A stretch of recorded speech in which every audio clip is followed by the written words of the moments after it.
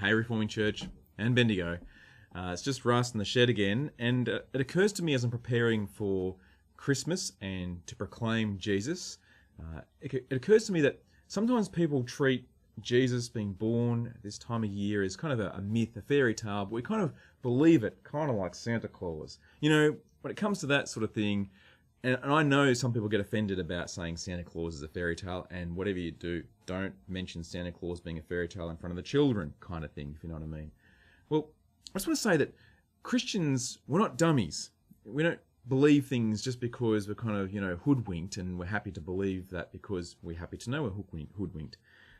We actually investigate, want to see what does history say about Jesus. And a great place to go to in the Bible, as well as other documents outside the Bible, which I highly recommend you go to, such as Josephus. But if you go to the Bible, Luke's Gospel, his account, which I'm preaching on very soon, this coming Sunday, gives us a historical perspective. Luke's a doctor.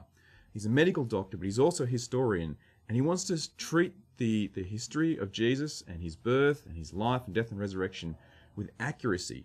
In fact, he writes at the very start of his Gospel, he writes to Theophilus about this account that he's written. I've written this orderly account for you, most excellent Theophilus. Presuming that if you knew Theophilus or you knew Luke, you could kind of meet these guys. That verse 4, that you may have certainty concerning the things you were taught. See, Luke writes that we may have certainty.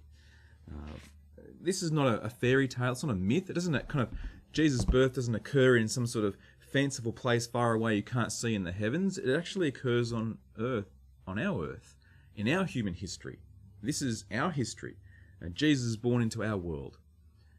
There have been people that have said, people such as perhaps Richard Dawkins and others have said, well, the historical Jesus never actually existed.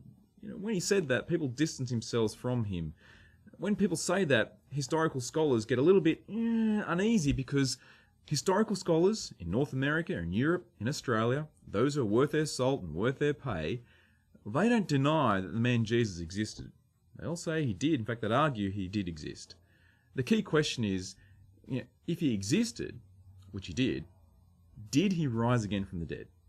Was this one who was born as a baby, who lived and died on a cross that historical scholars do not deny? They don't deny that he lived and died and even died on a cross, and Josephus can tell you about that if you read his works. The question is, did he rise again from the dead?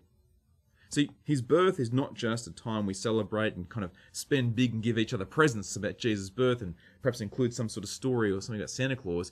It's more than that. It's a piece of history for us, for our history. He came into our history to die in our history, to die for humanity and to rise again in our history. He did something that broke history, broke into history. And that is, he's done something no one else has ever done. And he's done it for us. He is the Saviour. He is our Saviour.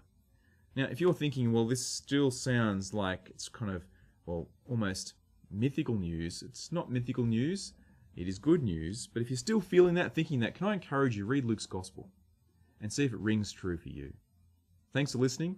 Maybe we'll see you this Sunday as we preach from Luke chapter 2 and preach about the one who is the Saviour, the Christ, who's come to save you from your sin, from my sin, so that we can have a right relationship with God. That pretty much is good news and something that we celebrate, joy to the world. See you then.